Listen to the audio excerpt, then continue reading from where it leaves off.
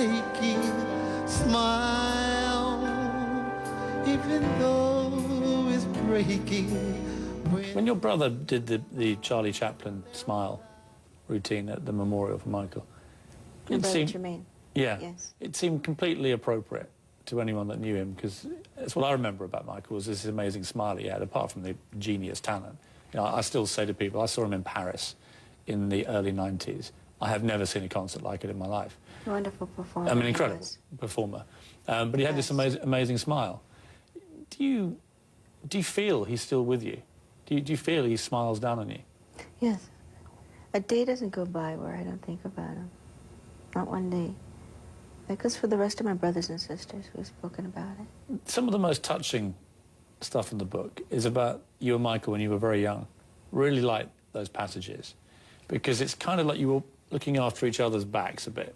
You know, you each had each other, and yet the teasing was relentless, and he could be very naughty with you, but he always kind of knew you were there for him. I feel that he did. I hope so. We never talked about that, but, well, I feel like it's part of my job as a little sister, to have my back, to have the back of my brothers and sisters. What was he like as a little chap? The kid? Yeah.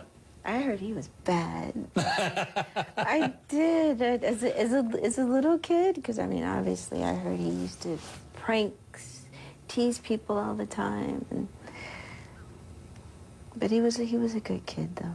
And when you came along and you became his back watcher, and you both got a little bit older each time, how did your relationship evolve? We were very close. Mike and I were very close. We used to go to this restaurant called Love's. I don't think it's in existence anymore. And we used to get a ton of dinners. And we'd drive around in the car looking for homeless people to give them to. Did you? Mm-hmm, we did it. We used to do it all the time. And just give them food. And one guy threw it at us. I don't need your stinking food. He threw it. I was like, Mike, let's get out of here. I can imagine you handling that okay, but I'd imagine Michael probably freaked when that happened. Well, no, he was driving, and I'm the one that's passing out the food. We got out of there, though. But, yeah, that's the only time we were ever any sort of rejection. But. And are you able now, because enough time has passed, the terrible grief you must have felt at the time, are you able now to think about with happy memories? Have you got to that stage yet? Mm-hmm. What do you think about? About passing out the dinners to the homeless, yeah. About taking care of the animals when we were kids, about some of the talks that we had, things like that. What was it, for those who didn't know him, what was he like? What were the misconceptions of Michael, do you think? He's very sweet, very gentle, incredibly smart. Always about love.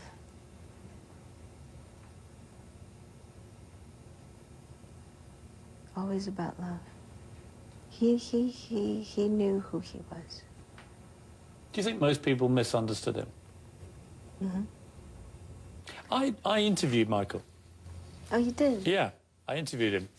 And I found it fascinating to actually talk one-on-one with him. Because, A, he seemed completely normal to me, and we had a great discussion about all sorts of things. Mm-hmm. Great sense of humour. Mm-hmm. But what was really interesting, and I wanted to read you some of this, was what he said about Princess Diana, who had just died. He said to me, I told her that no normal person could possibly understand the life that she led. I'd had that attention since I was a kid. Diana had had it only from the age of 19. I'd had it all my life, so I knew how to handle it. I just said to her, rise above it all. I would tell her how I'd go on stage sometimes in the worst pain, either emotionally or physically, with something like a toothache, and I would put whatever it was out of my mind and perform. And I said to her, be strong, be determined, no one can hurt you. You can only hurt yourself, so be defiant. And I think she appreciated it and got something from my words. I think I was able to comfort her. And when I read your book, there was a lot of similarity there in terms of the way that you dealt with the appalling tragedy of Michael's death. You know, you had to get back out and perform. And when I read these words again, I was thinking, wow, it's almost exactly the situation you found yourself in. For one, listening to what you said, what he had said to you, a part of that is how my father raised us. Whatever's aching you, whatever's going on in your personal life, you don't let it show. You have a job to do. They're not there to know your business. Get out there, they paid their hard-earned money to see you work, to see you perform, and you give them that. So you don't let them, you don't show the pain that's going on inside of you.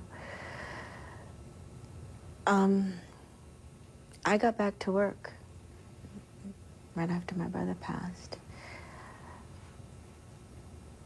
It was very difficult at times, and there were moments that when it helped me get through it, really. Performing does. Mm-hmm. Is that because you have a kind of weird communion with an audience, that having people there to almost share it with? Is it that? This one-on-one, or not even one-on-one, just even, yeah, well, one-on-one, or getting in front of a small group.